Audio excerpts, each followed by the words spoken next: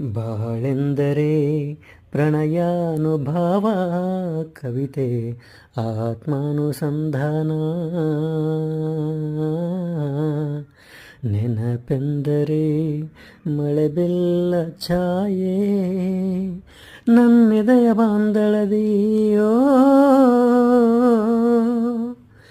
ನನ್ನೆದೆಯ ಬಾಂದಳದಿ ಚಿತ್ತಾರ ಬರೆದವಳೆ.